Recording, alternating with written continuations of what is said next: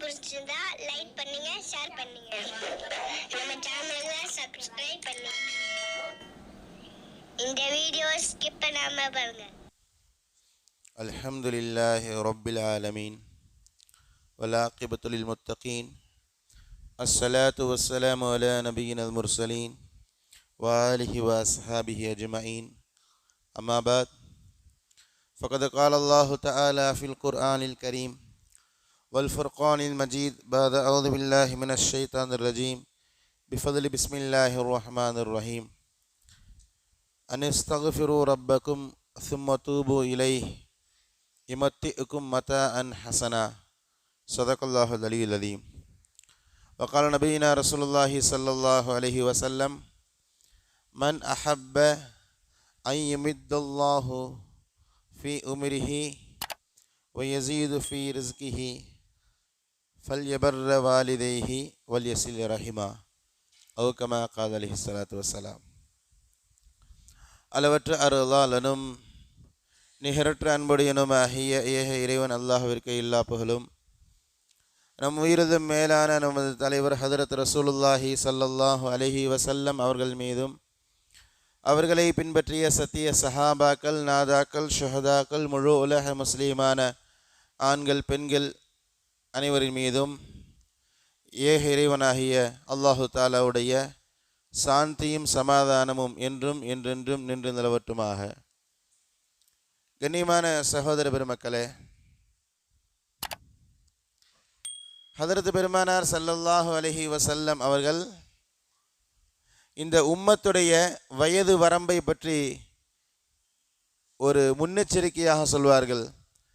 அமாரு உம்மதி பைன சித்தீன வ சபீன்.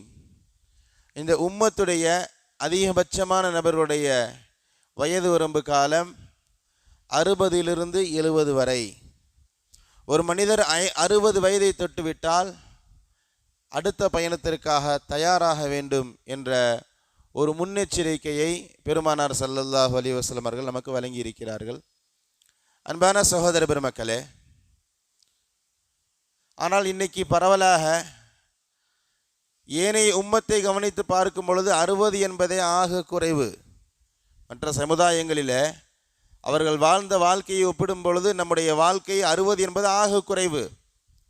ஹஸரத் ஆதம் அலைஹிஸ்ஸலாத்து வஸ்ஸலாம் அவர்கள் கிட்டத்தட்ட 960 வருடங்கள் வாழ்ந்தார்கள் என்பதாகவும், ஹஜ்ஜு மட்டுமே 500 முறை செய்திருக்கிறார்கள் என்பதாக ஹஸரத் ஆதம் அலைஹிஸ்ஸலாத்து வஸ்ஸலாம் அவர்களை பற்றி வரலாற்று குறிப்பு இருக்கிறது. இப்போ முந்தைய சமூகத்தை பார்க்கும் பொழுது இந்த உம்மத்துடைய வயது வரம்பு என்பது ஆக குறைவு. அதிலும் இன்றைக்கு பரவலாக 40 50 மரணங்கள் எல்லாம் பரவலாக கேள்விப்படக்கூடிய சூழ்நிலை இருக்கிறது. பரவலாக கேள்விப்பட்டு கொண்டு இருக்கிறோம். ஒரு காலத்தில் இருந்தது, ஏதோ ஒரு மூலையில் 40 வயதில் ஒரு இளைஞர் இறந்து விட்டார், 30 வயதில் ஒரு பெண்மணி இறந்து விட்டார் என்பதாக தூரத்துக்கு ஒரு செய்தி கேள்விப்பட்டோம். இன்றைக்கு இந்த 40 வயது மரணங்கள் எல்லாம் ஒவ்வொரு குடும்பத்திலும் இருப்பதை பார்க்கலாம். தவிர்க்க முடியாது. அப்படிலாம் எங்கள் குடும்பத்தில் யாரும் இல்லைங்க என்று சொல்ல முடியாத அளவிற்கு இன்றைக்கு 40-35 வயது மரணங்கள் எல்லாம் சர்வசாதாரணமாகிவிட்ட ஒரு சூழலிலே வாழ்ந்து கொண்டிருக்கிறோம். அன்பான சகோதர பெருமக்களே, இப்போ இந்த சமயத்தில் நீண்ட ஆயுள் என்றால் என்ன, நீண்ட ஆயுள் சம்பந்தமாக குர்ஆன் ஹதீஸ் நமக்கு எந்த மாதிரியான வழிவகைகளை திறந்து விடுகிறது என்பது சம்பந்தமான ஒரு சில தகவல்களை இன்ஷா அல்லாஹ் இன்றைய ஜும்மாவிலே உங்களுக்கு மத்தியில் சமர்ப்பிக்க இருக்கிறேன். கண்ணியமான சகோதர பெருமக்களே, நீண்ட ஆயுள் கேட்கலாமா வேண்டாமா? கேட்பதற்கு இஸ்லாத்தில் அனுமதி இருக்கிறதா? இப்போ முஸ்லீம்களாகிய நாம ஈமான் கொண்டு இருக்கிறோமே, மறுமைக்கு பிறகு மரணத்திற்கு பிறகு உண்டான வாழ்க்கை தானே உண்மையான அசல் வாழ்க்கை. அந்த வாழ்க்கைக்காக தானே இந்த உலகத்தில் அனுப்பப்பட்டு இருக்கிறோம். அதனால் இந்த உலகத்தில் நீண்ட ஆயுளை கேட்பது முறையாகுமா? நம்ம ஒன்றும் இந்த துனியாவுக்காண்டி அனுப்பப்படவில்லையே, துனியாவிற்காண்டி படைக்கப்படவில்லையே. அதனால் நீண்ட ஆயுளை பற்றி நம்முடைய பார்வை என்ன என்பது என்று பார்க்கும் பொழுது, அருமையான சகோதர பெருமக்களே, இஸ்லாம் 100க்கு 100% அனுமதித்திருக்கிறது. ஒருவர் ஆசைப்படுகிறார், எனக்கு 90 வயதிற்கு பிறகுதான் மரணம் வர வேண்டும், தாராளமாக கேட்கலாம். இஸ்லாம் எந்த விதமான தடையும் விதிக்கல இல்லையா? ஒருத்தர் 100 வயசு தாண்டி நான் வாழணும், நான் என்னுடைய 4 தலைமுறையை நான் பார்த்துவிட்டு அவருடைய நல்லது கெட்டுகளிலே கலந்து கொள்ள வேண்டும் என்று ஒருவர் விரும்புகிறார். அதற்காண்டி துவா செய்கிறார். கேட்கலாமா? தாராளமாக கேட்கலாம், எந்த பிரச்சனையும் இல்லை. நான் 90 வயதுக்கும் அதிகமாக வாழ வேண்டும், எனக்கு நீண்ட ஆயுள் வேண்டும் என்று விரும்புகிறேன், பிரச்சனை இல்லை. எங்க பிரச்சனை ஆரம்பிக்கிறது என்றால், நான் இடையில மரணிப்பதை விரும்பவில்லை, இடையில எனக்கு மரணம் ஏற்படக்கூடாது என்று யோசிப்பதைத்தான் இஸ்லாம் தடுக்கிறது. நீண்ட ஆயுள் தாராளமாக கேட்கலாம். அதற்கிடையில் அல்லாஹ் என்னை அழைத்து கொண்டு அல்ஹம்துலில்லாஹ், நான் விரும்புகிறேன் 90 வயது தாண்டி வாழ வேண்டும் என்று, 40 வயதிலேயே என்னுடைய கலாவை முடிக்க வேண்டும் என்று அல்லாஹ் முடிவு செய்துவிட்டால் அந்த அழைப்பை தாராளமாக ஏற்றுக்கொள்வேன். ஆனால் அதே நேரத்தில் எனக்கு விருப்பம் நீண்ட ஆயுள், எந்த பிரச்சனையும் இல்லை. கண்ணியமான சகோதர பெருமக்களே, பெருமானார் ஸல்லல்லாஹு அலைஹி வஸல்லம் அவர்களிடத்தில் ஒரு கேள்வி இப்படி வருகிறது, யா ரசூலுல்லாஹ் ஐயுன் நாசி கைர், யா ரசூலுல்லாஹ் மனிதர்களே ஆக சிறந்தவர் யார்? ரசூலுல்லாஹி ஸல்லல்லாஹு அலைஹி வஸல்லமுடைய பதில், மன் தால உமருஹு வ ஹஸுன அமலுஹு. அவ்வளோதான். கேட்ட கேள்வி மனிதர்களிலே சிறந்தவர் யார்? பெருமானாருடைய பதில், மனிதர்களே சிறந்தவர் என்று ஒரு பெரிய பட்டியலை கொடுப்பாங்க என்று சஹாபாக்கள் எதிர்பார்த்தார்கள். பெருமானார் சொன்னார்கள், யாருடைய ஆயுள் நீண்டு, யாருக்கு நீளமான ஆயுள் வழங்கப்பட்டு அந்த நீளமான ஆயுளிலே நற்கருமங்களை நல்ல காரியங்களை செய்கிறாரோ இவர்தான் நீங்கள் கேட்ட நல்லவர்கள், மனிதர்களே சிறந்தவர் என்பதாக பெருமானார் அந்த ஹதீஸை நிறைவு செய்கிறார்கள். அந்த அடிப்படையில் நல்ல மனிதர் யார் என்ற கேள்விக்கு ரசூலுல்லாஹ்வுடைய பதில், நீண்ட ஆயுள் வழங்கப்பட்டு நற்கருமங்கள் செய்தவர் என்று சொல்லியிருப்பதனால நீண்ட ஆயுளை கேட்பதில் எந்த பிரச்சனையும் இல்லை, தாராளமாக கேட்கலாம், ஒவ்வொரு தொழுகைக்கு பிறகும் கேட்கலாம்.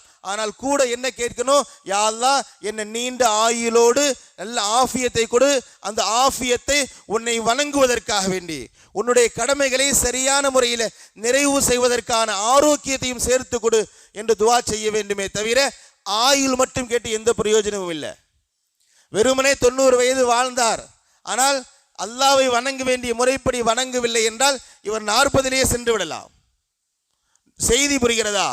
ஒரு முஃமின் நீண்ட ஆயுளை கேட்கும் பொழுது அந்த நீண்ட ஆயுளிலே இறைவனை வணங்குவதற்கான வாய்ப்பையும் தௌஃபீக்கையும் சேர்த்து கேட்க வேண்டும். அப்படி இல்லை நான் நீண்ட ஆயுள் எதற்காக வேண்டி, நல்ல மனைவி மக்களோடு சந்தோஷமாக இருக்கணும், என்னுடைய வியாபாரத்தை இன்னும் இருக்கணும், உலகத்தில் யாரும் எட்ட முடியாத உச்சிக்கு இன்னும் எட்டணும், உலகத்தை இன்னும் அதிகமாக சம்பாதிக்கணும், இந்த நோக்கத்தில் நீண்ட ஆயுள் கேட்பதற்கு அல்லாஹ் பாதுகாக்க வேண்டும். நான் ஆரம்பத்தில் சொன்னது போன்று சிறு வயதிலே மரணித்து விடுவது சிறந்தது. என்னென்னா அந்த ஹதீஸ் பெருமானார் தொடர்ந்து அடுத்த கேள்வி சஹாபாக்கள் கேட்கிறாங்க.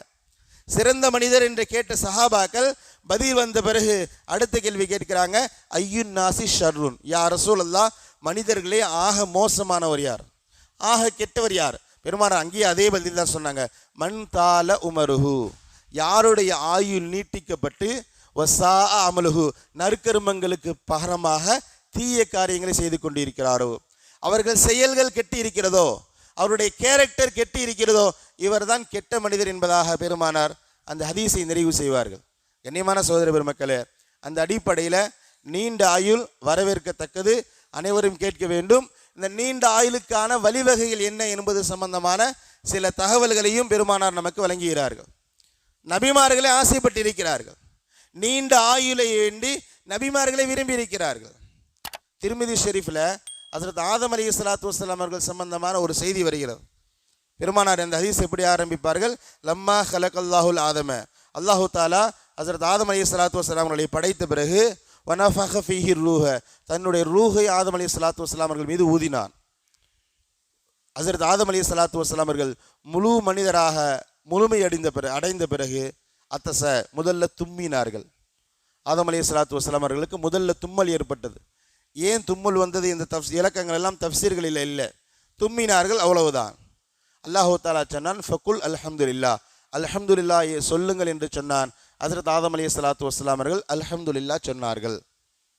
அல்லாஹு தாலா பதில் கொடுக்கிறான், ரஹிமக் அல்லாஹு யாதம், யாதமே அல்லாஹ் உமக்கு ரஹம் செய்யட்டும். இன்னும் சில ரிவாயத்துகளில் யர்ஹமுக் அல்லாஹு யாதம், ஆதமே அல்லாஹ் உனக்கு ரஹம் செய்யட்டும் என்று அல்லாஹ் பதிலளித்தான். ஆதம் அலைஹிஸ்ஸலாத்து வஸ்ஸலாம் தானா அல்ஹம்துலில்லாஹ் சொல்லலை, அல்லாஹ் சொன்னதை கேட்டு அல்ஹம்துலில்லாஹ் என்று சொன்னார்கள். அதை பார்த்து பூரிப்படைந்த ரப்புல் ஆலமீன் ஹஜ்ரத் ஆதமிற்கு துவா செய்தான், ரஹிமக் அல்லாஹ், அல்லாஹ் உமக்கு ரஹம் செய்வானாக. கண்ணியமான சகோதர பெருமக்களே, அல்ஹம்துலில்லாஹ் ஹஜ்ரத் ஆதம் அலைஹிஸ்ஸலாத்து வஸ்ஸலாம் அவர்கள் செய்த முதல் அமல் அல்ஹம்துலில்லாஹ்.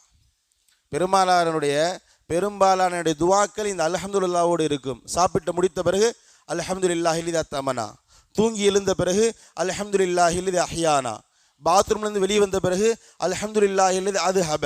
குர்ஆனுடைய முதல் சூரா அல்ஹம்துலில்லாஹி ரப்பில் ஆலமீன். அல்லாஹ்விற்கு ஆக பிரியமான வார்த்தை அல்ஹம்துலில்லாஹ். ஹஜ்ரத் ஆதமுடைய நாவிலிருந்து வந்த முதல் வார்த்தை அல்ஹம்துலில்லாஹ். அருமையான சகோதர பெருமக்களே, ஆதம் அலைஹிஸ்ஸலாத்து வஸ்ஸலாம் அல்ஹம்துலில்லாஹ் சொல்கிறார்கள், அல்லாஹ் தஆலா அவர்களுக்கு பதிலளிக்கிறான். இதில் இன்னொரு மசாலா இருக்கிறது. ஒரு முஃமின் இன்னொரு முஃமினுக்கு செய்ய வேண்டிய கடமைகள் 6 என்று சொன்ன பெருமானார் அதில் ஒன்று சொன்னார்கள், சலாம் சொன்னால் பதில் சொல்ல வேண்டும். ஒருவர் தும்மி அல்ஹம்துலில்லாஹ் சொன்னால், நம்முடைய காதுக்கு விழுந்தால் நாம யர்ஹமுக் அல்லாஹ் சொல்லணும், வாஜிப். இன்னைக்கு வெக்கமா இருக்கு. ஒருத்தர் நமக்கு பக்கத்தில் அல்ஹம்துலில்லாஹ் சொல்றாரு, நம்மளும் தும்மும் போது அல்ஹம்துலில்லாஹ் சொல்றோம். அவர் அல்ஹம்துலில்லாஹ் சொல்லும் பொழுது நம்ம அவருக்கு யர்ஹமுக் அல்லாஹ்னு பதில் சொல்லணும் தெரியும், ஆனாலும் வெக்கமா இருக்கு. அருமையான சகோதர பெருமக்களே, இந்த வார்த்தையை பேசியது ரப்புல் ஆலமீன். முதல்ல தும்மி அல்ஹம்துலில்லாஹ் சொன்ன ஹஜ்ரத் ஆதம் அலைஹிஸ்ஸலாத்து வஸ்ஸலாம் அவர்களுக்கு துஆ செய்து யர்ஹமுக் அல்லாஹ், அல்லாஹ் உமக்கு ரஹம் செய்யட்டும் என்று சொன்னது அல்லாஹு தஆலா. கைர். அதற்கு பிறகு அல்லாஹு தஆலா ஹஜ்ரத் ஆதம் அலைஹிஸ்ஸலாத்து வஸ்ஸலாம் அவர்களுக்கு சொன்னான், இதுஹப் இலா ஹாவுலாயில் மலாயிகா, யா ஆதமே இந்த மலக்குமார்களுடைய கூட்டத்திற்கு செல்லுங்கள் என்று சொன்னார்கள். அல்லாஹு தஆலா சொன்னான், ஹஜ்ரத் ஆதம் அலைஹிஸ்ஸலாத்து வஸ்ஸலாம் அவர்கள் மலக்குமார்களுடைய கூட்டத்துக்கு வந்தார்கள். ஒரு பெரிய கூட்டம் இருந்தது. அல்லாஹ் சொன்னான், ஃபுகுல் அஸ்ஸலாமு அலைக்கும். இந்த அல்லாஹ் தான் தும்மும் பொழுது அல்ஹம்துலில்லாஹ் சொல்ல சொன்னான். இதே அல்லாஹ் தான் இங்கே சொல்றான், யா ஆதமே அவர்களுக்கு சலாம் சொல்லுங்கள் என்று சொன்னான். அவர்கள் சொன்னார்கள், அஸ்ஸலாமு அலைக்கும் வரஹ்மத்துல்லாஹ். இவர்கள் சொன்னார்கள், மலக்குமார்களிடமிருந்து பதில் வந்தது, வ அலைக்குமுஸ் ஸலாம் வ ரஹ்மத்துல்லாஹி வ பரகாத்துஹு. முதல்ல சலாம் சொன்னது ஹஜ்ரத் ஆதம் அலைஹிஸ்ஸலாத்து வஸ்ஸலாம், முதல்ல பதில் சொன்னது மலக்குமார்கள். இதுவும் மூமின் இன்னொரு மூமினுக்கு செய்ய வேண்டிய ஒரு கடமை. ஒரு மூமினை நமக்கு சலாம் சொல்லிவிட்டால் அவன் விரோதியாக இருந்தாலும் அவனுக்கு பதில் சொல்ல வேண்டியது என்னுடைய கடமை. நான் முடிவு செய்ததில்லை, என்னுடைய ரப்பு எனக்கு விட்ட கட்டளை. கைர். இந்த சம்பவத்தில் அல்லாஹு தஆலா சொல்கிறான், ஆதம் சலாம் சொல்கிறார், மலக்குமார்கள் பதில் சொல்கிறார்கள். அல்லாஹ் சொல்கிறான், ஹாதிஹி தஹிய்யத்துக வ தஹிய்யத்து பனீக பைனஹும். ஆதமே இதுதான் உம்முடைய உம்மத்தின் காணிக்கை. பொதுவாக உலமாக்கள் பல நேரங்களில் பயான் செய்யும் போது இஸ்லாத்தின் காணிக்கையான சலாம் சொல்கிறேன் என்று சொல்வார்கள் இல்லையா, இது அல்லாஹ் சொன்ன வார்த்தை. ஒரு முஸ்லீம் இன்னொரு முஸ்லீமுக்கு செய்ய வேண்டிய மிகப்பெரிய காணிக்கை என்றால் சலாத்தை தாண்டி ஒன்றும் கிடையாது. நான் ஒரு முஸ்லீமை சந்திக்க செல்கிறேன், எந்த காரணத்திற்காக வேண்டியோ, திருமணம் முடித்திருக்கிறார் சந்திக்க போகிறேன், அல்லது குடும்பத்தில் ஒரு மௌத்து வந்திருக்கு, நான் துக்கம் விசாரிக்க போகிறேன், உடம்பு சரியில்லாமல் இருக்கா நலம் விசாரிக்க போகிறேன், நான் அவருக்கு எவ்வளவு வாங்கி போவதை விடவும் எதை வாங்கி செல்வதை விடவும் அவருக்கு சென்று நான் சலாம் சொல்கிறேன் இல்லையா, இதற்கு ஈடான காணிக்கை அன்பளிப்பு உலகத்தில் எதுவும் இல்லை. அல்லாஹ் சொல்கிறான், இதுதான் உம்முடைய உம்மத்தின் காணிக்கை. செய்தி முடிகிறது. அதற்கு பிறகு ஹஜ்ரத் ஆதம் அலைஹிஸ்ஸலாத்து வஸ்ஸலாம் அவருடைய முதுகை அல்லாஹு தஆலா தடவினான். கியாமத் நாள் வரை வரக்கூடிய எல்லா ரூஹுகளும் ஒன்று சேர்ந்து எல்லா ரூஹுகளும் அது ஆதம் அலைஹிஸ்ஸலாத்து வஸ்ஸலாம் அவர்களுக்கு முன்பு நிற்கிறது. திருமதி ஷெரீஃபில் பதிவு செய்யப்படுகிறது. ஒவ்வொரு ரூஹுடைய 2 கண்களுக்கு மத்தியில் அவருடைய வயது பதிவு செய்யப்பட்டிருக்கிறது. ரூஹுக்கு எங்கே கண்ணி இருக்கும், ரூஹுடைய கண்ணி எப்படி இருக்கும், அந்த தேவையில்லாம இங்கே வியாக்கியானம் தேவையில்லை. ஹதீஸ்ல பெருமானார் அப்படிதான் சொல்றாங்க. ரூஹுடைய 2 கண்களுக்கு மத்தியில் அவருடைய வயது இருக்கும். ஹஜ்ரத் ஆதம் அலைஹிஸ்ஸலாத்து வஸ்ஸலாம் பார்க்கிறாங்க, யார் இவர்கள்? அல்லாஹ் சொல்கிறான், இவர்தான் உம்முடைய பிள்ளைகள், உம்முடைய சந்ததியினர்கள். அதுல ஒரு ரூஹ் ரொம்ப மிளிர்ந்து கொண்டிருக்கிறது. பெருமானார் ஹஜ்ரத் ஆதம் கேட்கிறார், யா அல்லாஹ் மன் ஹாதா, இவர் யார்? அல்லாஹ் சொன்னான், ஹாதா இப்னு தாவூத், இவர்தான் உன்னுடைய மகன் தாவூத் அலைஹிஸ்ஸலாத்து வஸ்ஸலாம். ஹஜ்ரத் ஆதம் தொடர்ந்து கேட்கிறார், யா அல்லாஹ் கம் சனத்தன் கதப்தலஹு, அவருக்கு எவ்வளவு வயதை நீ எழுதியிருக்கிறாய்? இந்த ரூஹ் இந்த தாவூதிற்கு நீ எவ்வளவு ஆயுட்காலத்தை எழுதியிருக்கிறாய்? அல்லாஹ் சொன்னான், 70 சனா, 40 வயது. ஹஜ்ரத் ஆதம் அலைஹிஸ்ஸலாத்து வஸ்ஸலாம் கேட்குறாங்க, யா அல்லாஹ் ஜிதுஹு 60 சனத்தன் மின் உம்ரி, என்னுடைய வயதிலிருந்து என்னுடைய ஆயுளிலிருந்து ஒரு 60 வயதை அவருக்கு கொடுத்து விடு என்று அல்லாஹு தஆலா இடத்துல ஹஜ்ரத் ஆதம் அலைஹிஸ்ஸலாத்து வஸ்ஸலாம் அவர்கள் கேட்டார்கள். அல்லாஹ் கபூல் செய்து விட்டான். இதோட இந்த ஹதீஸ் முடியுது. இந்த ஹதீஸ் முடிஞ்சிருச்சு. இதற்கு பிறகு பொதுவாக ஒரு மசாலா சொல்வார்கள், தானங்களை பொறுத்த வரைக்கும் என்னுடைய ஆயுளில் இத்தனை வருஷத்தை இவர்களுக்கு கொடுத்துரு என்று கேட்கக்கூடாது. அல்லாஹ் எப்படியும் கபூல் செய்வான். ஏன்னா ஆதம் அலைஹிஸ்ஸலாத்து வஸ்ஸலாம் அவர்கள் செய்த முதல் தானம் இதுதான். இன்னைக்கு நிறைய தானங்கள் இருக்கிறது, காசு பணங்கள் இருக்கு, கல்வியை தானமாக வழங்கிறோம், உறுப்புகளை தானமாக வழங்குகிறோம், உணவை தானமாக வழங்குகிறோம். தானங்களிலே முதல் தானம் ஹஜ்ரத் ஆதம் அலைஹிஸ்ஸலாத்து வஸ்ஸலாம் அவர்கள் செய்தது. தன்னுடைய ஆயுளிலே 60 வருடத்தை தாவூத் அலைஹிஸ்ஸலாத்து வஸ்ஸலாம் அவர்களுக்கு கொடுத்தார்கள். செய்தி முடிஞ்சிருச்சு. அல்லாஹ் தன்னுடைய துஆவை கபூல் செய்தான். ஹஜ்ரத் ஆதம் அலைஹிஸ்ஸலாத்து வஸ்ஸலாம் துனியாவில் வாழ்ந்து கொண்டிருக்கிறார்கள். அல்லாஹ் இவர்களுக்கு தீர்மானித்தது 1000 வருடம். 940 மலக்குல் மௌத் வந்து விட்டார். 940 வயதில் மலக்குல் மௌத் வந்து விட்டார். ஹதீஸ்ல வரை திருமதி ஷெரீஃப்ல பதிவு செய்யப்பட்டிருக்கிறது. 1000ற்கு 60 வயதிற்கு குறைவாக 1000ல் 60 கழித்து 940 வயதில் மலக்குல் மௌத் ஹஜ்ரத் ஆதம் அலைஹிஸ்ஸலாத்து வஸ்ஸலாம் அவர்களிடத்தில் வந்து விடுகிறார். அல்லாஹ் உமக்கான நேரத்தை முடித்து விட்டான் என்பதாக ரூ எடுப்பதற்காக அனுமதி கேட்ட பொழுது ஆதம் கேட்கிறார், என்னுடைய வயசு எவ்வளவு? 1000. எனக்கு 60 இன்னும் பாக்கியா இருக்கு. இல்ல, இந்த 60 நீங்கள் ஆலமுல் அர்வாஹிலேயே நீங்கள் ரூஹா இருக்கும் பொழுது இந்த 60 நீங்கள் கொடுத்து விட்டீர்கள் என்று சொன்ன பொழுது ஹஜ்ரத் ஆதம் மறுத்து விட்டார். திருமதி ஷெரீஃப்ல பதிவு செய்யப்பட்டிருக்கு. ஹஜ்ரத் ஆதம் அலைஹிஸ்ஸலாம் ஃபஜஹத, ஆதம் மறுத்தார். ஃபஜஹதத் துர்ரியத்துஹு, அன்று ஆதம் மறுத்ததனால கியாமத் நாள் வரைக்கும் அவருடைய கூட்டம், அவருடைய பிள்ளைகள் இன்றும் மறுத்து கொண்டிருக்கிறார்கள். பெருமானார் இந்த ஹதீஸை நிறைவு செய்வார்கள்.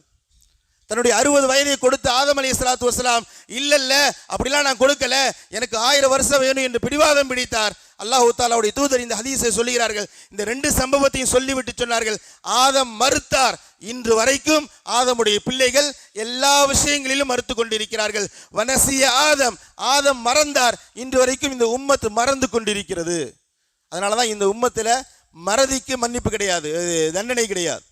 மறந்து சில தவறுகளை செய்து விட்டோம் என்றால் ஒன்றும் பிரச்சனை இல்லை. நோன்புல மறந்து ஏதாவது சாப்பிட்டோம், பிரச்சனை இல்லை, நோன்பு முடியாது, குற்றமும் இல்லை. மறதிக்கு அல்லாஹ் தஆலா இந்த உம்மத்தில் தண்டனை பிடிப்பதில்லை என்ற செய்தியை இந்த ஹதீஸோடு கூடுதலாக பார்க்கலாம். கண்ணியமான சகோதர பெருமக்களே, இந்த சம்பவத்தில் நமக்கு சொல்லுகின்ற செய்தி என்னவென்றால், நபிமார்கள் கூட நீண்ட ஆயுளை விரும்பி இருக்கிறார்கள். நீண்ட ஆயுளை விரும்பலாமா? தாராளமாக விரும்பலாம். நீண்ட ஆயுளுக்காக சில பெருமானார் சில செய்திகளை சொல்கிறார்கள். ஆனால் இதுதான் நமக்கு கசப்பாக இருக்கும். நான் சில விவரங்களை சொல்வேன். நீண்ட ஆயுளை பெறுவதற்கு என்னென்னவெல்லாம் செய்யணும், நம்முடைய அமல்கள் எப்படியெல்லாம் இருக்கணும் என்று ரசூலுல்லாஹ் சொல்றாங்க. அதை எதையும் செய்ய மாட்டேன், ஆனால் 90 வயசு வரைக்கும் வாழணும். இன்னொரு செய்தி, அது மூசா அலைஹிஸ்ஸலாத்து வஸ்ஸலாம் அவர்கள் சம்பந்தமாக. மூசா அலைஹிஸ்ஸலாத்து வஸ்ஸலாமுடைய கடைசி நேரம் மலக்குல் மௌத் வருகிறார். அல்லாஹ் தஆலாவுடைய அனுமதியோடு உங்களுடைய ரூஹை பிரிக்க போகிறேன் என்று சொல்ல வரல, உன்னுடைய ரூஹை எடுப்பதற்கு அனுமதி கேட்ட அடுத்த கணம் ஹஜ்ரத் மூசாவுடைய கன்னம் மலக்குல் மௌத்துடைய கண்ணை பதம் பார்த்தது. ஹதீஸ்ல வருது, ஹஜ்ரத் மலக்குல் மௌத் அல்லாஹ் தஆலாவிடத்தில் சென்று இந்த வார்த்தையை பதிவு செய்கிறார், யா அல்லாஹ் யா ரப்பி அர்சல்த இலா அப்தின் லா யுரீதுல் மௌத்த, மௌத்தை நேசிக்காத, மௌத்தை விரும்பாத ஒரு நபரிடத்தில் போய் என்ன அனுப்பிட்டியே. ஆதமாவது பேச்சுவார்த்தை தான் நடந்துச்சு. உன்னோட ரூஹை பிரிக்க போறேன்னு சொல்லும் பொழுது அவர் ஒன்று சொல்ல, நான் ஒன்று சொல்ல, ஏதோ முடிஞ்சிருச்சு. ஆனால் உன்னுடைய ரூஹை வாங்க போய் என்று சொன்ன அடுத்த கணமே என்னை அடித்து விட்டார், என்னுடைய கண்கள் கலண்டு விட்டது என்பதாக ஹஜ்ரத் மலக்குல் மௌத் அல்லாஹ் தஆலாவிடத்தில் முறையிடுகிறார்கள். புகாரி ஷெரீஃப்ல பதிவு செய்யப்பட்டிருக்கிறது. பெருமானார் பதிவு செய்கிறார்கள், ஃபரத்த ஐனைஹி, அல்லாஹ் தஆலா மலக்குல் மௌத்துடைய 2 கண்ணையும் திரும்ப அவருக்கு வழங்கினார். சென்ற கண்ணை, குறைபாடான அந்த கண்ணை அல்லாஹ் தஆலா மீண்டும் வழங்கினான். காரணம், வந்த மலக்கு மனித ரூபத்தில் வந்தார். அதான் செய்தி. மலக்கு ரூபத்தில் வந்திருந்தா மூசா மிரண்டு இருப்பார். வந்த ஒரு மனித ரூபத்தில் வந்து நான் உன்னோட உயிரை எடுக்க போகிறேன்னு சொன்னா சும்மா சாதாரணமாகவே கொஞ்சம் கோபக்கார். நபிமார்கள்லையே இவரோட கோபத்திற்கு நிறைய செய்திகளை திருமறையில் நம்ம பார்க்கலாம். அப்பேற்பட்ட ஒரு நபரிடத்துல உம்முடைய ரூஹை பிரிக்க போறேன்னு சொன்ன கோபத்தில் அடிச்சாரு. மலக்குல் மௌத்துடைய கண்கள் காயமடைந்தன. அல்லாஹ் தஆலாவிடத்தில் போய் அனுமதி கேட்கிறாரு. அல்லாஹ் தஆலா சொன்னா, கண்ணை கொடுத்துட்டு போங்க, அவரிடத்துல போங்க, ஒரு ஆட்டை பிடிக்க சொல்லுங்க, ஆட்டில் கையை வைக்க சொல்லுங்க. எந்த கையை கொண்டு உங்களுடைய கன்னத்தில் அறைந்தாரோ அதே கையை ஆட்டில் வைக்க சொல்லுங்கள். அவர் கைப்பட்ட இடத்துல எத்தனை ரோமங்கள் இருக்கிறதோ அத்தனை ஆண்டு காலம் அவர் உயிரோடு இருக்கலாம். வந்த செய்தியை சொல்லியாச்சு. 1000 இருக்கலாம், 2000 இருக்கலாம், 5000 இருக்கலாம், 5 லட்சமும் இருக்கலாம். ஒரு ஆட்டில் கை வைக்கும் பொழுது அதில் எத்தனை ரோமங்கள் படுகிறதோ அத்தனை ஆண்டு காலங்கள். ஹஜ்ரத் மூசா கேட்கிறார், சும்ம அதற்கு பிறகு நீங்க சொல்ற மாதிரி 5000 10,000 எத்தனையோ வருஷம் ஹைர், அதற்கு பிறகு அல்லாஹ் சொன்னா அதற்கு பிறகு மௌத்து தான். மௌத்தாவாம இருக்கிறது நீங்க ரப்பு இல்லை. மௌத்தே எனக்கு வரக்கூடாது என்று ஆசைப்படுவதற்கு நீங்க ரப்பு இல்லை. நீங்க ஒரு நபி தான். ரப்புக்கு மட்டும்தான் இந்த முடிவு. ரப்புக்கு மட்டும்தான் இந்த முடிவு. ரப் அல்லாத அனைவருமே குல்லு நஃப்ஸின் தாயிகத்துல் மௌத், உலகத்தில் எல்லா ரூகளும் கண்டிப்பாக மரணித்து தீரும். நீங்க எவ்வளவு காலம் விரும்புகிறீர்களோ வாழ்ந்து கொள்ளுங்க, ஆனாலும் மௌத் வரும். பிறகு சொன்னாங்க அப்ப இப்பயே எடுத்துடலாமே, எப்படியும் மௌத் வரப்போது முடிவு செய்தாச்சு, இப்போ அல்லாஹ் விரும்பன் அதே நேரத்தில் என்னுடைய ரூஹ் எடுத்துக்கொள்ளலாமே என்று அனுமதி கொடுக்கிறார்கள். ஹஜ்ரத் மூசா அலைஹிஸ்ஸலாத்து வஸ்ஸலாமுடைய ரூஹ் பிரிகிறது என்பதாக, எடுக்கப்படுகிறது என்பதாக செய்தி பார்க்கிறோம். நபிமார்களே நீண்ட நாள் வாழ வேண்டும், நீண்ட ஆயுள் இந்த உலகத்தில் இருக்க வேண்டும் என்று விரும்பி இருக்கிறார்கள். அதனால நீண்ட ஆயுளை கேட்பது இஸ்லாத்திற்கு எதிரான ஒரு பார்வை இல்லை. பல நபர்கள் நம்ம பேசும் பொழுது நீண்ட ஆயுளுக்காண்டி துவா செய்யும் பொழுது நீண்ட ஆயுள்லாம் கேட்காதீங்க, அதுக்குன்னு ஒரு காலம் இருக்கு, நம்ம மறுமைக்காண்டி தான் அனுப்பப்பட்டு இருக்கிறோம். ஈமானுடைய அது கிட்டத்தட்ட ஒரு விதமான ஈமான் அப்படிலாம் கிடையாது. நீண்ட ஆயுளை விரும்புவதும் எந்த பிரச்சனையும் இல்லை. நான் ஆரம்பத்தில் சொன்னேன் இல்லையா, மனிதர்களே சிறந்தவர் என்று பெருமானார் சொல்லும் பொழுது நீண்ட ஆயுள் வழங்கப்பட்டு நற்கருமங்கள் செய்தவர். அதனால் நீண்ட ஆயுளை கேட்பதில் எந்த பிரச்சனையும் இல்லை, தாராளமாக கேட்கலாம். ஆனால் அதற்கு தகுதியானவர்களாக நாம் இருக்கணும். நீண்ட ஆயுளை கேட்பதற்கு தகுதியானவர்களாக நாம் இருக்கணும். முதல் செய்தி நிறைய பாவங்கள் செய்தால் சீக்கிரம் மரணம் வரும். கிதாபு அஹ்மது இப்னு ஹம்பல் சொல்வார்கள், அதிகமான பாவங்கள் சீக்கிரமாக மரணம் அடையலாம். உடனே நம்ம யோசிக்க கூடாது, இன்னென்ன பாவம் செய்கிறவங்களாம் 90 வயசு வரைக்கும் வாழ்றானே, பாவம் செய்தால் சீக்கிரம் போயிடுவான்னு சொல்றாங்களே, இன்னைக்கு பாவிகள் ரொம்ப காலம் வாழ்ந்துட்டு இருக்காங்களே. பொது நியதி, பாவங்கள் இருக்கிறதே நம்முடைய ஆயுளை குறைக்கும். எது வரைக்கும் பாவங்களை விட்டு நம்ம தவிர்ந்து இருக்கிறோமோ அது வரைக்கும் அல்லாஹ் தஆலா நம்முடைய ஆயுளை நீட்டிக்கொண்டே இருப்பான். ஷாஃபி மதுஹபில் முக்கியமான ஒரு கிதாபை மத்னுல் காயா என்ற கிதாபை எழுதியவர் அஹமது ஹுசைன் அஸ்ஃபஹானி. இவருடைய வயது 160, ஹிஜ்ரி 430 பிறந்தவர், ஹிஜ்ரி 590 மரணிக்கிறார். 160 வயது வரைக்கும் உயிரோடு இருந்தார் என்பதை தாண்டி ஆரோக்கியமாக இருக்கிறார். ஒரு 40 வயசு பையன் மாதிரி ரொம்ப ஆரோக்கியமாக இவருடைய செயல்பாடுகள் இருக்கிறது. இவருடைய தேவைகளை பூரா இவரே செய்து கொண்டிருக்கிறார். மாணவர் கேட்கிறாங்க, 160 வயசு வரைக்கும் நீங்க எப்படி ஆரோக்கியமா இருக்கிறீங்க? 160 வயசு வரைக்கும் நீங்க உயிரோடு இருக்கிறதுங்கிறதே எங்களால கற்பனை செய்ய முடியல. இந்த 160 வயசு வரைக்கும் எப்படி ஆரோக்கியமாக இருக்கிறீங்க கேட்ட பொழுது அவர் சொன்ன பதில், அல்லாஹ் எனக்கு கொடுத்த உறுப்புகளில் இருந்து இதுவரைக்கும் நான் எந்த பாவத்தையும் செய்ததில்லை. எனக்கு தெரிந்து இந்த கண் இதுவரைக்கும் அல்லாஹ் தடுத்த எதையும் பார்த்ததில்லை. இந்த நாவு அல்லாஹ் தடுத்த எதையும் இதுவரைக்கும் இந்த நாவு பேசியதில்லை. இந்த காது அல்லாஹ் தடுத்த எதையும் இதுவரைக்கும் செய்ததில்லை. இந்த கரம் அல்லாஹ்வுக்கு மாற்றமாக எந்த காரியத்தையும் செய்ததில்லை. உடல்ல எந்த உறுப்புமே அல்லாஹ்வுக்கு மாற்றமாக நான் இதுவரைக்கும் புலங்காதனால அல்லாஹ் தஆலா இதுவரைக்கும் இந்த உடம்புக்கும் இந்த உறுப்புகளுக்கும் இந்த நோயையும் கொடுக்கவில்லை என்பதாக அந்த அஹமது ஹுசைன் அஸ்ஃபஹானி ரஹ்மத்துல்லாஹி அவர்கள் பதிவு செய்வார்கள். ஹிஜ்ரி 400 வளர்ந்தவர்கள். கண்ணியமான சகோதர பெருமக்களே, தொடர்ந்து பெருமானார் பட்டியலிடுகிறேன். இன்ஷால்லா ஒரு சில தகவல்களோடு இன்ஷால்லா நான் வேகமாக கடந்து செல்வேன். முதல் செய்தி, பெருமானார் விரும்பி கேட்கிறார்கள், மின்பர்னில் வாலிதைன், பெற்றோர்களோடு நல்ல முறையில் நடந்து கொள்பவர்கள். அந்த ஹதீஸ் இப்படி தான் ஆரம்பிக்கும். மின்பர்னில் வாலிதைன், பெற்றோர்களோடு நல்ல முறையில் நடந்து கொள்பவர்கள், தூபாலஹு, அவர்களுக்கு சுப செய்தி. என்ன சுப செய்தின்னு பெருமானார் இங்கே சொல்லலை. அது எதை வேணா இருக்கலாம், மறுமையுடைய சுப செய்தியாக இருக்கலாம், அல்லது துன்யாவில் பெரிய அந்தஸ்து கிடைக்கலாம், எது வேண்டாகவும் இருக்கலாம். ஆனால் பெருமானார் சொன்னாங்க, பெற்றோர்களை யார் நல்ல முறையில் நடத்துவாரோ அவருக்கு சுப செய்தி.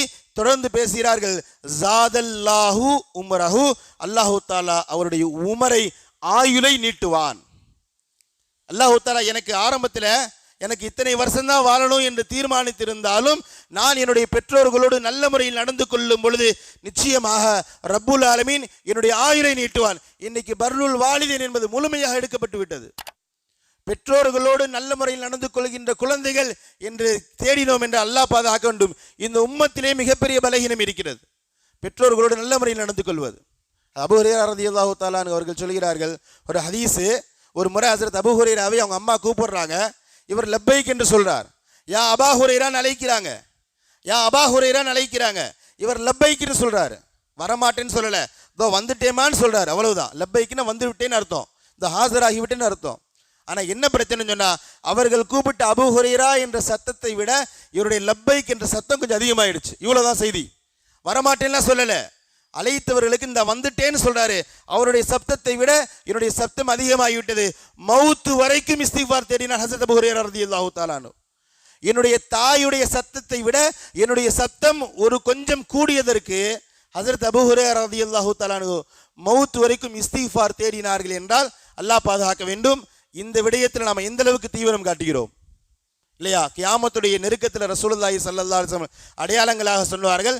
இந்த அடையாளம் எல்லாமே இன்னைக்கு நம்ம இடத்துல இருக்கு. அதுல மிக முக்கியமான அடையாளம் கியாமத்துடைய நெருக்கத்தில் பெற்றோர்கள் தூரமாகுவார்கள், நண்பர்கள் நெருங்குவார்கள். இன்னைக்கு அது மாதிரியான ஒரு காலத்தில் வாழ்ந்து கொண்டிருக்கிறோம். நண்பர்களுக்கு தெரிந்த பல ரகசியங்கள் 1-2 கூட பெற்றோர்களுக்கு தெரியலையே. இவர் வாங்குற எல்லா ரகசியங்களும் இவருடைய நண்பருக்கு தெரியுது. இவர் வாங்குற வாகனம், இவர் செய்கிற வியாபாரம், இவர் வாங்குற வீடு வாசல் நிலம் புலன் எல்லா ரகசியமும் நண்பர்களுக்கு தெரியுது. தாய் தகப்பனுக்கு தெரியலையே. தாய் தகப்பன் ஏதோ ஒரு இடத்துல இருக்கிறார்களே. ஒரு நாளைக்கு ஒரு முறையாவது நண்பரை சந்திக்காமல் அவரால் இருக்க முடியுது. ஆனா மாதக்கணக்கானாலும் தாய் தகப்பனை சந்திக்க வேண்டும் என்ற எண்ணம் கூட ஏற்படுவதில்லையே. சந்திக்கல என்பது இல்லை, சந்திக்கணும் என்ற சிந்தனை கூட இன்னைக்கு வருவதில்லை. அல்லாஹ் பாதுகாக்க வேண்டும். அருமையான சகோதர பெருமக்களை, நான் மீண்டும் பதிவு செய்கிறேன். நீண்ட ஆயுளுக்கு பெருமானார் சொன்ன முதல் படி பெற்றோர்களை நல்ல முறையில் நடத்த வேண்டும். ரசூலுல்லாஹ் இன்னொரு ஹதீஸ்ல சொல்லுவாங்க, மன் அஹப்ப, யார் விரும்புவாரோ, என்ன விரும்பணும், ஐ யுமித்தல்லாஹு ஃபி உம்ரிஹி, அவருடைய ஆயுளை அல்லாஹ் நீட்ட வேண்டும் என்று யார் விரும்புவாரோ, அல்லாஹ் மட்டும் தான் நீட்ட முடியும். என்னுடைய 60 65 ஆக்குவதும் அல்லாஹ் வாழ முடியும். என்னுடைய 60 55 ஆகுவதும் அல்லாஹ் வாழ முடியும். என்னுடைய ஆயுட்காலத்தை நீட்டுவதும் ரப்புக்கு மட்டும்தான் சாத்தியம், குறைப்பதும் ரப்புக்கு மட்டும்தான் சாத்தியம். பெருமானார் பேசுறாங்க, யார் இப்படி விரும்புகிறாரோ, எனக்கு நீண்ட ஆயுள் வேண்டும் என்று விரும்புவாரோ, தொடர்ந்து பேசுறாங்க, அய்யுன்சா ஃபீ ரிஸ்கிஹி, அவருடைய ரிஸ்கில் பரக்கத் வேண்டும், அவ் யஸீத ஃபீ ரிஸ்கிஹி, அவருடைய ரிஸ்கில் பரக்கத் வேண்டும் என்று யார் விரும்புவாரோ, நல்ல காசு பணம் கிடைக்கணும். கடையை திறந்தா கல்லால பணம் கொட்டணும். நம்ம ரொம்ப பெரிய முயற்சி செய்யலைனாலும் அல்லாஹ் நம்முடைய வியாபாரத்தை பரக்கத்தாக்கணும். இந்த இரண்டை யார் விரும்புவாரோ, ரசூலுல்லாஹி ஸல்லல்லாஹு அலைஹி சொல்றாங்க, யார் விரும்புவாரோன்னு சொல்றாங்க. இதை விரும்பாத நபர்கள் யாராவது இருக்க முடியுமா? நீண்ட ஆயுளை விரும்பாத, பொருளாதாரத்தில் அதிகத்தை விரும்பாத யாராவது ஒருத்தரை இந்த உம்மத்தில் காட்ட முடியுமா? அருமையான சகோதர பெருமக்களே, பெருமானார் சொல்றாங்க, ஃபல் யபர்ர வாலிதைஹி, அவர் தன்னுடைய பெற்றோர்களோடு நல்ல முறையில் நடந்து கொள்ளட்டும். முதல் செய்தி. இரண்டாவது, இதை விட கஷ்டம். முதல்லையே நம்ம 0, பெற்றோர்களோடு நடந்து கொள்வதுங்கிறதுலே 0. ரெண்டாவது அதை விட கஷ்டம், ஃபல் யஸில் ரஹிமஹு, தன்னுடைய சொந்த பந்தங்களை இரத்த உறவுகளை சேர்ந்து வாழட்டும். இரத்த உறவுகளை சேர்ந்து வாழ்வதற்கும் என்னுடைய ரிஸ்கில் அபிவிருத்திக்கும் என்னுடைய நீண்ட ஆயுளுக்கும் என்ன சம்பந்தம் அதுவெல்லாம் தெரியாது. ரசூலுல்லாஹ் சொல்றாங்க, ஈமான் கொள்ளணும். ரசூலுல்லாஹ் சொல்கிறார்கள், என்னுடைய இரத்த உறவுகளை எது வரைக்கும் நான் சேர்ந்து வாழ்வேனோ, அல்ஹம்துலில்லாஹ், என்னுடைய ஆயுளை அல்லாஹ் நீட்டிப்பான். என்னுடைய இரத்த உறவை துண்டித்து விட்டு நீண்ட ஆயுளை கேட்பது ஹராம். இது வேற வார்த்தையில சொல்ல முடியாது. ரசூலுல்லாஹ் சொல்றாங்க, உனக்கு நீண்ட ஆயுள் வேண்டுமா, உன்னுடைய இரத்த உறவை சேர்ந்து வாழ். எனக்கு இரத்த உறவு வேண்டாம், ஆனா நீண்ட ஆயுள் வேண்டும். அது எப்படி சாத்தியம்? ரசூலுல்லாஹ் 2 ஒன்று சேராதுன்னு சொல்றாங்க. நம்ம 2 ஒன்று சேர்க்க முயற்சி செய்கிறோம். இன்னும் சிலர் பார்க்கலாம், இவனிடத்துல பேசிதான், இவனிடத்துல தொடர்பு கொண்டுதான், இவனோடு சேர்ந்து வாழ்ந்துதான் எனக்கு நீண்ட ஆயுள் வேண்டும் என்றால் எனக்கு அப்படிப்பட்ட ஆயுளே தேவையில்லை என்று பேசுகின்ற நாவுகள் தான் இன்றைக்கு அதிகமாக இருக்கிறது. மிகைப்படுத்தி சொல்லல, அதுதான் உண்மையும் கூட. நண்பருக்கு உடன் பிறந்த சகோதரர்களாக இருக்கலாம், சகோதரிகளாக இருக்கலாம், இல்லையா, தாயோடு பிறந்தவர்கள், தந்தையோடு பிறந்தவர்கள், இவர்கள் எல்லாம் இரத்த உறவுகள். இந்த இரத்த உறவை நாம தீர்மானிக்கல. நம்ம பலமுறை இதே மேடையில் பேசி இருக்கிறோம். இரத்த உறவை துண்டிப்பது ஹராம். என்னுடைய இரத்த உறவை தீர்மானித்தது என்னோட ரப்புல் ஆலமீன். எனக்கு எத்தனை சகோதரர்கள் இருக்க வேண்டும் நான் தீர்மானிக்கல, என்னோட ரப்பு தீர்மானித்தான். எனக்கு எத்தனை சகோதரிகள் இருக்க வேண்டும், என்னுடைய தாய்க்கு எத்தனை பேர் கூட பிறந்திருக்க வேண்டும், எனக்கு எத்தனை மாமா, சித்தப்பா, பெரியப்பா, இவர்கள் எத்தனை பேர் இருக்க வேண்டும் என்பதை தீர்மானித்தது ரப்புல் ஆலமீன். இவர்களை துண்டிக்கின்ற உரிமை எனக்கு கிடையாது. அருமையான சகோதர பெருமக்களே, நீண்ட ஆயுள் வேண்டும் என்றால் தயவு கூர்ந்து இரத்த உறவுகளை சேர்ந்து வாழ வேண்டும். அப்படி இல்லை, இரத்த உறவுகள் இருக்கட்டும், அதாவது தமிழ்ல சொல்லுவாங்கல்ல, குற்றம் இல்லாமல் சுற்றம் இல்லை. ஹதீஸ்ல ரசூலுல்லாஹ் சொல்றாங்க, சும்மா கிடையாது இல்லையா. ஒரு கால் இப்படி முடிவுக்கு வந்துடலாமா, இன்னைக்கு நம்முடைய உறவுகளை பத்தியெல்லாம் ரசூலுல்லாஹ்க்கு தெரியாது, அதனால ரசூலுல்லாஹ் இப்படி ஒரு ஹதீஸை சொல்லிட்டாங்கன்னு முடிவுக்கு வந்துடலாமா? இன்னைக்கு என்னுடைய தம்பி எனக்கு எவ்வளவு அநியாயம் செய்திருக்கிறான் தெரியுமா, என்னுடைய சித்தப்பா எனக்கு எவ்வளவு கொடுமை செய்திருக்கிறான் தெரியுமா, இதெல்லாம் ரசூலுல்லாஹ்க்கு தெரியாதனாலதான் சேர்ந்து வாழு சொல்றாங்கன்னு முடிவுக்கு வந்துட முடியுமா? ரசூலுல்லாஹ்வுடைய மதியை, அறிவை குறைத்து மதிப்பிட்டதாக ஆகிவிடும். நல்லா தெரியும் ரசூலுல்லாஹ்க்கு இந்த உம்மத்துல சொந்த பந்தம் நிச்சயமாக எந்த இடத்திலும் நல்லதை விரும்ப மாட்டார்கள். நாமும் அப்படித்தானே. நம்முடைய உறவினர்களை எடுத்துக்கொள்ளுங்க, நாம எப்படி இருக்கிறோம்? எவனோ ஒருத்தன் ஜெயிச்சுட்டா சந்தோஷப்படுகிறோம், அதே நம்முடைய அக்கா மகன் ஜெயிச்சா நம்மளால ஏற்றுக்கொள்ள முடியலையே. நம்முடைய சித்தப்பா பெரியப்பா மகன் வெற்றி பெற்றுட்டா நம்மளால ஏற்றுக்கொள்ள முடியலையே. ஏதோ ஒரு குடும்பத்தில் கடைசியில் ஒருத்தர் நல்லா படித்து ஒரு வாலிபன் ஐஏஎஸ் ஆகிட்டாரு, நம்முடைய உம்மத்தில் ஒருத்தர் ஐஏஎஸ் ஆகிட்டான், சந்தோஷப்படுறோம். அதே பையன் நம்முடைய அக்கா பையனாக இருந்தா, நம்முடைய சித்தப்பா பெரியப்பா பையனாக இருந்தால் நம்மளால ஏற்றுக்கொள்ள முடியலையே. கண்ணியமான சகோதர பெருமக்களை, ஒரு விஷயத்தை நான் மீண்டும் பதிவு செய்கிறேன். சொந்த பந்தங்களை முறித்து விட்டு நிச்சயமாக நம்ம செய்கின்ற எந்த அமலையும் அல்லாஹ்வுக்கு ஏற்றுக்கொள்ள மாட்டான். அல்லாஹ்வுக்கு தேவையே இல்லை. அல்லாஹ்வுக்கு தேவையே இல்லை. இரத்த உறவுகளை முறிப்பதற்கு இஸ்லாத்தில் அனுமதியே கிடையாது. ஒரு ஹதீஸ்ல பெருமானார் எவ்வளவு கடுமையாக பேசியிருப்பாங்க. அரஃபாவுடைய நாளில் நான் துவா செய்ய போறேன், தயவு கூர்ந்து இரத்த உறவை முறிப்பவன் எவனாவது இருந்தால் மரியாதை அனுப்பிச்சு வெளியே போயிரு. செய்தி புரிகிறதா? நான் துவா செய்ய போறேன், லட்சத்திற்கும் அதிகமான நபர்கள் இருக்கிறார்கள், நான் துவா செய்ய எல்லாம் ஆமீன் சொல்ல போறாங்க, ஆனா தயவு கூர்ந்து இங்கே எவனாவது இரத்த உறவுகள் இருந்தால் வெளியே போயிரு. நபியுடைய துவாவையே தடுத்து விடும் இரத்த உறவை முறிப்பது. ஒரு கூட்டத்தில் இரத்த உறவுகளை முறிப்பவன் இருந்தால் அல்லாஹ் பாதுகாக்க வேண்டும். அவனுடைய முசீபத் அவனுக்கு மட்டுமல்ல, அந்த சபையில் இருக்கக்கூடிய எல்லோருக்கும் சேரும். ஹதீஸ்ல ஒரு நபி நான் தன்னுடைய துவாவை கூட தடுப்பதற்கு ஒரு காரணமாக இந்த இரத்த உறவுகள் இருந்துவிடும் என்று சொல்கிறார்கள். எவ்வளவு கவனமா இருக்கணும். இல்ல செய்தி என்ன சொன்னா, அவ்வளவு பெரிய மஜ்லிஸ்ல ஒருத்தர் தானே எழுந்து போனாரு. அவ்வளவு பெரிய மஜ்லிஸ்ல இரத்த உறவை துண்டித்தவன் யாராவது இருந்தா இங்கிருந்து வெளியே போன்னு சொன்னப்போ, ரசூலுல்லாஹ் சொன்னப்போ ஒருத்தர் தானே எழுந்து வெளியே போனாரு. ரசூலுல்லாஹ் எப்படிப்பட்ட சமூகத்தை உருவாக்கி இருப்பாங்க. போனவர் வந்தார், திரும்ப வந்து சொன்னார், யார சொல்ல எனக்கும் என்னுடைய சின்னம்மாவுக்கும் சண்டை, காலம்மா உறுதலை சொல்லுவாங்க, அம்மாவுடைய தங்கச்சி சண்டை, நான் தவறு செய்யல, அவங்க தான் தவறு செய்ய முறைச்சிட்டு இருந்தாங்க, நானும் முறைச்சிட்டு இருந்தேன், அவங்க என்கிட்ட பேசல, நானும் அப்படியே இருந்துட்டேன், ஆனா இப்ப போய் மன்னிப்பு கேட்டேன் என்பதாக பெருமானார் இடத்துல அவர் பதில் சொன்ன செய்திகளை பார்க்கிறோம் இல்லையா? கண்ணியமான சகோதர பெருமக்களே, அந்த அடிப்படையில் முதல்ல பெற்றோர்களிடத்தில் நல்ல முறையில் நடந்து கொள்ள வேண்டும். அடுத்தபடியாக இரத்த உறவுகளோடு நல்ல முறையில் நடந்து கொள்ள வேண்டும்.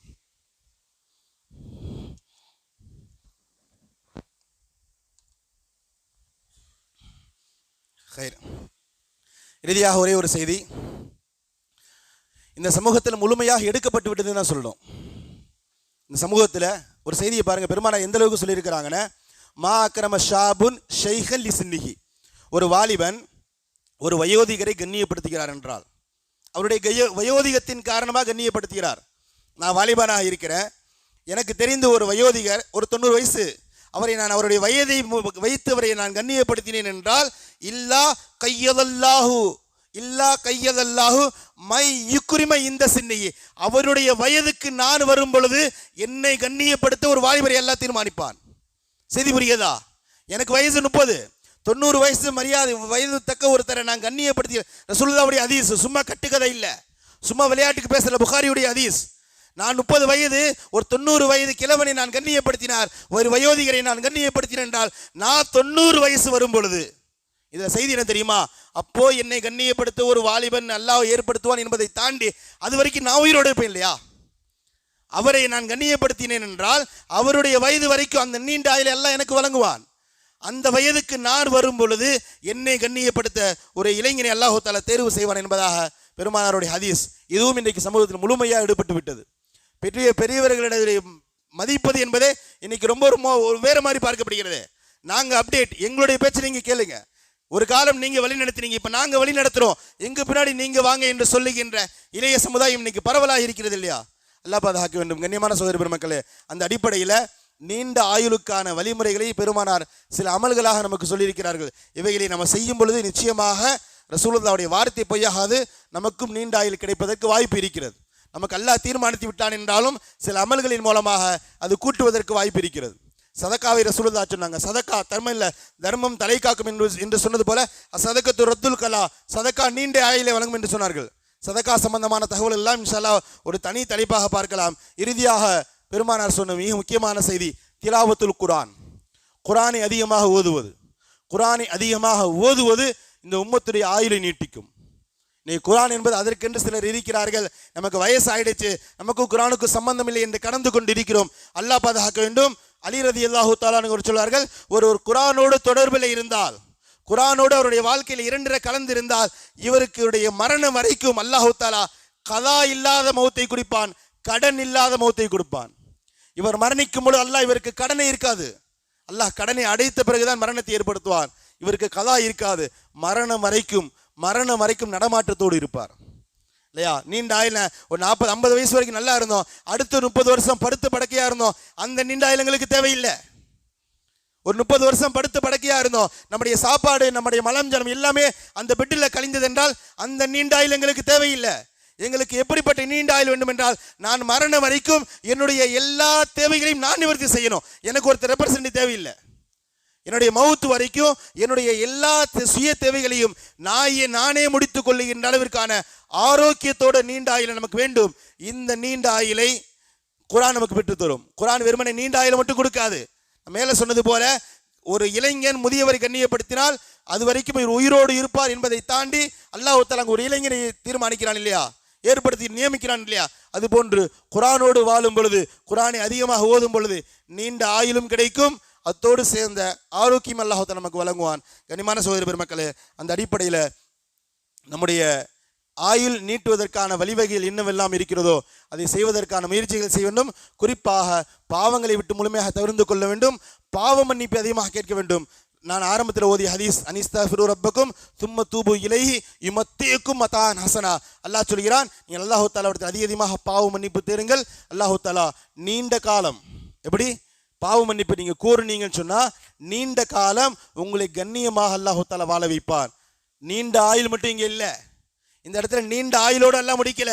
நீண்ட ஆயுள் கண்ணியமான நீண்ட ஆயுள், கண்ணியமான வாழ்க்கையோடு உண்டான நீண்ட ஆயுள் அல்லாஹ் தஆலா வழங்குவான் என்பதாக சூரத்துல் ஹூதுடைய 2வது அத்தியாயத்தில் பேசுகிறான். கண்ணியமான சகோதர பெருமக்களே, அந்த அடிப்படையில் அல்லாஹ் தஆலா நமக்கு நீண்ட ஆயுளை வழங்கி, நான் பயானுடைய ஆரம்பத்தில் சொன்னது போன்று நம்முடைய அமல்கள் நல்ல அமல்களாக இருந்து பெருமானார் சொன்ன சிறந்த மனிதருடைய கூட்டத்தில் ரப்புல் ஆலமீன் நம் அனைவரையும் ஆக்கி நல்லது புரிவானாக. வாஹிரு தஅவானா அல்ஹம்துலில்லாஹி ரப்பில் ஆலமீன். அஸ்ஸலாமு அலைக்கும் வரஹ்மத்துல்லாஹி வபரகாத்துஹு.